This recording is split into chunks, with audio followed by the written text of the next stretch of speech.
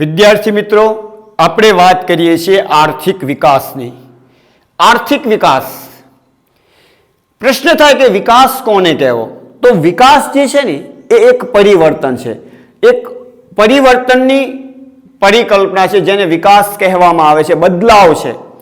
અને આજે આધુનિક સમયમાં દુનિયાનો દરેક દેશ પોતાનો વિકાસ કરવા માટે મથામણ કરી રહેલો હોય છે. તો એ પરિસ્થિતિમાં આપણે જોઈએ તો આપણને પ્રશ્ન થાય કે ભાઈ આર્થિક વિકાસ કોને કહેવો? તો આર્થિક વિકાસ એટલે કોઈ પણ દેશની રાષ્ટ્રીય આવકમાં થતો સતત વધારો. આ જે રાષ્ટ્રીય આવક છે એ આવકની અંદર સતત વધારો થાય તેને આપણે આર્થિક વિકાસ કહીએ છીએ. ચાલો એથી પણ આપણે સ્પષ્ટ કરીએ આ આર્થિક વિકાસની સંકલ્પનાને, અને આપણે એને ત્રણ બાબતોથી જોઈએ કે આર્થિક વિકાસ એટલે દેશની રાષ્ટ્રીય આવકમાં થતો સતત વધારો. બીજું, રાષ્ટ્રીય આવક જે વધારો થાય છે એ તો છે જ તે આર્થિક વિકાસમાં. બીજું જે છે તે છે આર્થિક વિકાસ એટલે દેશની માથાદીઠ આવકમાં થતો વધારો. અને ત્રીજી બાબત છે કે આર્થિક વિકાસ એટલે લોકોના જીવન ધોરણમાં થતો વધારો.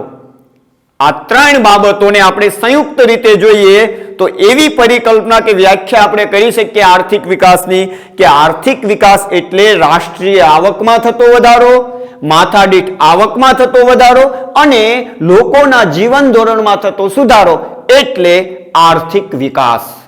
હવે આ આર્થિક વિકાસ જે છે ને એ આર્થિક વિકાસના અનુસંધાને દેશની રાષ્ટ્રીય આવક વધે છે, એટલે કે દેશની જે કુલ આવક હોય તેને રાષ્ટ્રીય આવક કહેવાય છે. અને એ જ રીતે દેશની કુલ રાષ્ટ્રીય આવકને તેની વસ્તી વડે, વસ્તીની જે સંખ્યા છે ને એનાથી ભાગતા જે આંક મળે છે તેને માથાદીઠ આવક કહેવાય. એટલે ઉદાહરણ તરીકે હું તમને કહું કે એક દેશમાં 10 લોકોની વસ્તી છે અને એ દેશની રાષ્ટ્રીય આવક 100 રૂપિયા છે, તો 100 ને આપણે 10 ભાગીએ એટલે 10 રૂપિયા દરેક વ્યક્તિ દીઠ આવ્યા તેને માથાદીઠ આવક કહેવામાં આવે. આ માથાદીઠ આવક. અને એ જ રીતે લોકોનું જીવન ધોરણ જે છે એ એની ન્યૂનતમ જરૂરિયાતો, અનાજ, ખોરાક અને એટલે કે જે અનાજ છે એની સાથે ખોરાક આવે છે અને રહેઠાણ. અનાજ, પોશાક અને રહેઠાણ થકી અને સાથે સાથે આરોગ્ય અને શિક્ષણની સુવિધાઓમાં જે વૃદ્ધિ થાય, લોકોનું જીવન સુધરે, તેને આપણે લોકોના જીવન ધોરણની બાબતમાં લઈએ છીએ. અને એ રીતે એ આર્થિક વિકાસના માળખામાં ત્રણ બાબતો આવતી જોવા મળે છે. અને આના અનુસંધાને જે વિકાસ થાય છે એ જે તે દેશના વિકાસને સ્પષ્ટ કરાય છે. તો આમ ભારતનો પણ વિકાસ આ રીતે આર્થિક દ્રષ્ટિથી આ ત્રણ પાસાના આધારે થતો જોઈ શકાય છે, જેને સમજવાનું આપણે કામ કર્યું.